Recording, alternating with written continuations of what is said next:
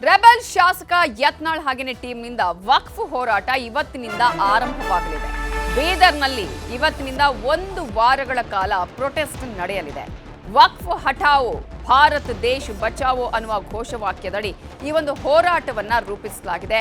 ಇವತ್ತು ಬೆಳಗ್ಗೆ 9:30ರಿಂದ ಈ ಒಂದು ಹೋರಾಟಕ್ಕೆ ಚಾಲನೆ ನೀಡಲಾಗುತ್ತೆ. ಇದರಲ್ಲಿ ರಮೇಶ್ ಜಾರಕಿಹೊಳಿ, ಅರವಿಂದ್ ಲಿಂಬಾವಳಿ, ಕುಮಾರ್ ಬಂಗಾರಪ್ಪ, ಪ್ರತಾಪ್ ಸಿಂಹ ಸೇರಿ ಹಲವರು ಈ ಟೀಮ್ನಲ್ಲಿದ್ದಾರೆ. ಈ ಟೀಮ್ ತಾಲೂಕಿನ ಹಲವು ಗ್ರಾಮಗಳಿಗೆ ಭೇಟಿಯನ್ನ ಕೊಡಲಿದೆ. ಅಲ್ಲಿ ಯಾವ ರೀತಿಯಾಗಿ ಸಮಸ್ಯೆಗಳು ಆಗಿವೆ, ಅವರ ಜಾಗ ವಕ್ಫ್ ಅಂತ ಹೇಳಿ ಯಾವ ರೀತಿಯಾಗಿ ಪಹಣಿಯಲ್ಲಿ ನಮೂದಾಗಿದೆ, ಇವೆಲ್ಲದರ ಬಗ್ಗೆ ಕೂಡ ಮಾಹಿತಿಯನ್ನ ಕಲೆ ಹಾಕಲಿದೆ. ಹಾಗಾದ್ರೆ ಯತ್ನಾಳ್ ಟೀಮ್ಗೆ ಇಲ್ಲಿ ಬೀದರ್ ಬಿಜೆಪಿ ನಾಯಕರ ಬೆಂಬಲ ಇಲ್ಲ ಅನ್ನೋದನ್ನು ನಾವಿಲ್ಲಿ ಗಮನಿಸಬೇಕು. ಯತ್ನಾಳ್ ಟೀಮ್ಗೆ ಯಾವುದೇ ಕಾರಣಕ್ಕೂ ಬೆಂಬಲ ಕೊಡಬಾರದು ಅಂತ ಹೇಳಿ ಬಿಜೆಪಿ ರಾಜ್ಯಾಧ್ಯಕ್ಷ ವಿಜೇಂದ್ರ ಕಟ್ಟಪ್ಪಣೆಯನ್ನ ಹೊರಡಿಸಿದ್ದಾರೆ.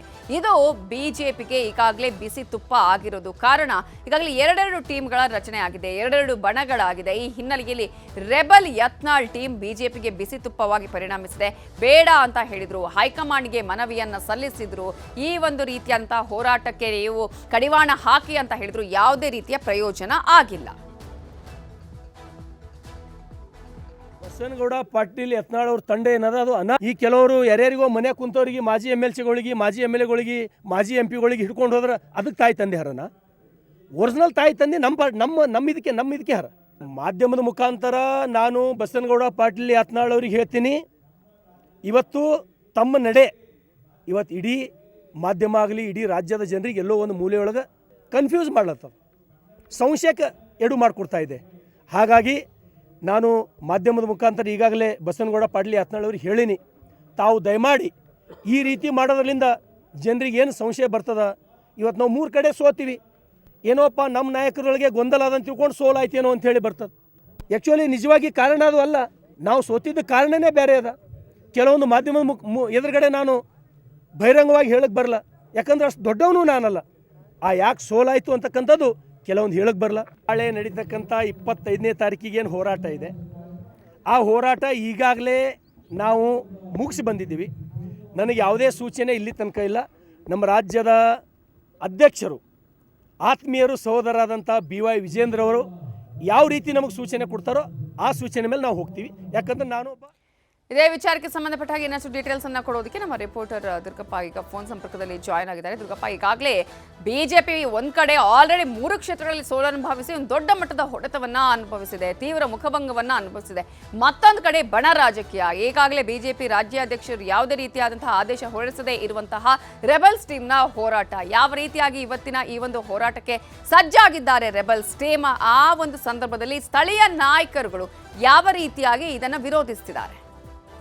ಎಸ್ ನವಿತಾ, ಈಗಾಗಲೇ ಏನು ಗಡಿ ಜಿಲ್ಲೆ ಬೀದರ್ನಲ್ಲಿ ರೆಬಲ್ಸ್ ನಾಯಕರು ಏನು ವಿಜಯಪುರ ನಗರ ಶಾಸಕರಾಗಿರ್ತಕ್ಕಂಥ ಬಸನಗೌಡ ಪಾಟೀಲ್ ಯತ್ನಾಳ್ ಅವರ ನೇತೃತ್ವದಲ್ಲಿ ಏನು ರೆಬಲ್ಸ್ ನಾಯಕರು ವಕ್ಫ್ ವಿವಾದದ ವಿರುದ್ಧ ಹೋರಾಟ ನಡೆಸಲಿಕ್ಕೆ ಈಗಾಗಲೇ ತಯಾರಿ ನಡೆಸಿರತಕ್ಕಂಥದ್ದು. ಹೋರಾಟಕ್ಕೆ ಗಡಿ ಜಿಲ್ಲೆ ಬೀದರ್ನಿಂದ ಈ ಒಂದು ಹೋರಾಟ ಆಗಲಿದ್ದು ಇನ್ನೇನು ಕೆಲವೇ ಕ್ಷಣಗಳಲ್ಲಿ ಕೆಲವೇ ಕ್ಷಣಗಣನೆ ಶುರುವಾಗಿದೆ ಅಂತಾನೆ ಹೇಳ್ಬೋದು. ಏನು ಈ ಹಿಂದೆ ನವೆಂಬರ್ 22ರಂದು ಏನು ಬಿಜೆಪಿ ನಮ್ಮ ಭೂಮಿ ನಮ್ಮ ಹಕ್ಕು ಹೋರಾಟದಡಿ ಈಗಾಗಲೇ ಹೋರಾಟವನ್ನು ಒಂದು ಹಂತದಲ್ಲಿ ಆರಂಭ ಮಾಡಿದೆ.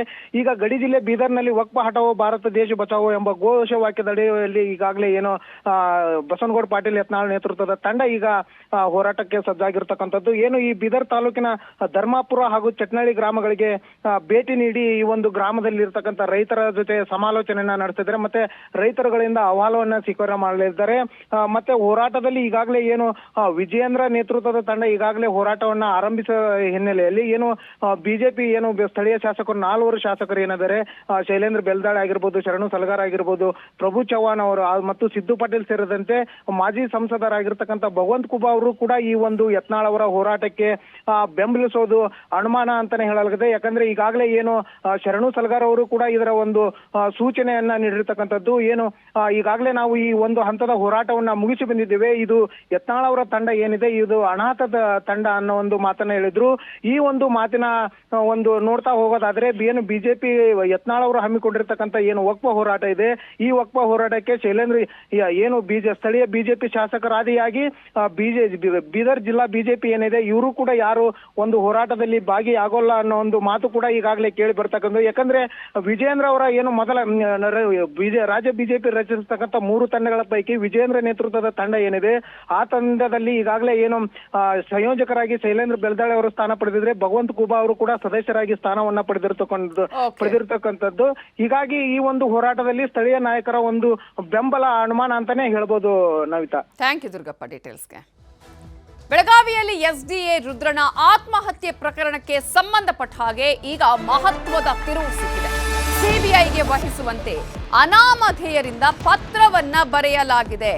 ರಾಷ್ಟ್ರಪತಿ ದ್ರೌಪದಿ ಮುರ್ಮು ಅವರಿಗೆ ಅನಾಮಧೇಯರು ಪತ್ರವನ್ನ ಬರೆದಿದ್ದು, ಹಾಗಾದ್ರೆ ಈ ವಿಚಾರದಲ್ಲಿ ಏನೆಲ್ಲ ಅಂಶಗಳನ್ನ ಉಲ್ಲೇಖ ಮಾಡಲಾಗಿದೆ ಪತ್ರದಲ್ಲಿ? ತನಿಖೆಯ ದಿಕ್ಕು ತಪ್ಪಿಸುವುದಕ್ಕೆ ಇಲ್ಲಿ ವ್ಯವಸ್ಥಿತವಾದ ಪ್ರಯತ್ನವಾಗ್ತಿದೆ. ತಹಶೀಲ್ದಾರ್ ಬಸವರಾಜ್ ಸಿಬ್ಬಂದಿ ಪ್ರಯತ್ನ ಮಾಡ್ತಿದ್ದಾರೆ. ತಹಶೀಲ್ದಾರ್ಗೆ ಬೇಲ್ ಸಿಕ್ಕ ದಿನವೇ ಸಿಹಿ ಹಂಚಿ ಸಂಭ್ರಮಿಸಿದ್ದಾರೆ. ಶಿಂದೆ ವಿರುದ್ಧ ಮಾತಾಡಿದಂತಹ ಸಿಬ್ಬಂದಿಗೆ ಟಾರ್ಚರ್ ಅನ್ನ ಕೊಡ್ಲಾಗ್ತಾ ಇದೆ. ತಹಶೀಲ್ದಾರ್ ಮೂಲಕ ಕಿರುಕುಳವನ್ನ ಕೊಟ್ಟಿದ್ದಾರೆ. ನೊಂದ ಕುಟುಂಬಕ್ಕೆ ನ್ಯಾಯ ಕೊಡಿಸಿ ಅಂತ ಹೇಳಿ ಇಲ್ಲಿ ಪತ್ರವನ್ನ ಬರೆಯಲಾಗಿದೆ. ಈಗಾಗಲೇ ರಾಷ್ಟ್ರಪತಿ ದ್ರೌಪದಿ ಮುರ್ಮು ಅವರಿಗೆ ಅನಾಮಧೇಯರಿಂದ ಪತ್ರವನ್ನ ಬರೆಯಲಾಗಿದ್ದು, ಸಿಬಿಐ ತನಿಖೆಗೆ ಇದನ್ನ ವಹಿಸಬೇಕು ಅಂತ ಹೇಳಿ ಇಲ್ಲಿ ಆಗ್ರಹವನ್ನ ಮಾಡಲಾಗಿದೆ.